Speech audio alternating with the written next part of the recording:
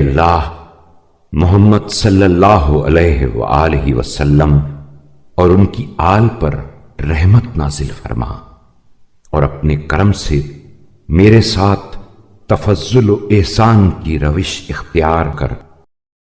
اور اپنے عدل سے کام لیتے ہوئے میرے استحقاق کی روح سے فیصلہ نہ کر، کیونکہ میں پہلا وہ حاجت مند نہیں ہوں جو تیری طرف متوجہ ہوا اور تو نے اسے عطا کیا ہو، حالانکہ وہ رد کیے جانے کا مستحق ہو، اور پہلا وہ سائل نہیں ہوں جس نے تجھ سے مانگا ہو اور تو نے اس پر اپنا فضل کیا ہو، حالانکہ وہ محروم کیے جانے کے قابل ہو۔ اے اللہ، محمد صلی اللہ علیہ وآلہ وسلم اور ان کی آل پر رحمت نازل فرما، اور میری دعا کا قبول کرنے والا، میری پکار پر التفات فرمانے والا،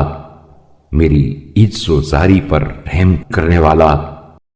اور میری آواز کا سننے والا ثابت ہو، اور میری امید جو تجھ سے وابستہ ہے اسے نہ توڑ، اور میرا وسیلہ اپنے سے قطع نہ کر، اور مجھے اس مقصد اور دوسرے مقاصد میں اپنے سوا دوسرے کی طرف متوجہ نہ ہونے دے۔ میرے مقصد کے بر لانے، میری حاجت کے روا کرنے اور تمام معاملات میں حسن تقدیر کی کار فرمائی سے اور اس مقام سے الگ ہونے سے پہلے میری مشکل کشائی اور میرے سوال کے پورا کرنے کا خود ذمہ لے، اور محمد صلی اللہ علیہ وآلہ وسلم اور ان کی آل پر رحمت نازل فرما، ایسی رحمت جو دائمی اور روز افزوں ہو، جس کا زمانہ غیر مختتم اور جس کی مدت بے پایاں ہو،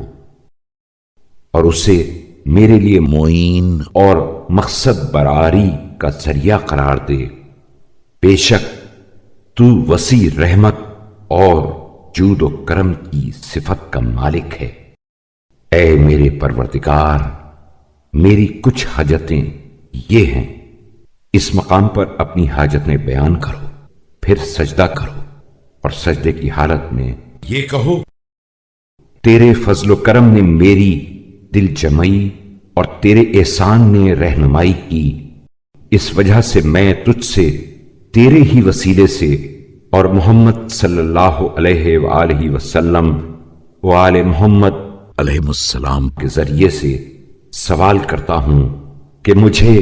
اپنے در سے ناکام و نامراد نہ پھیر۔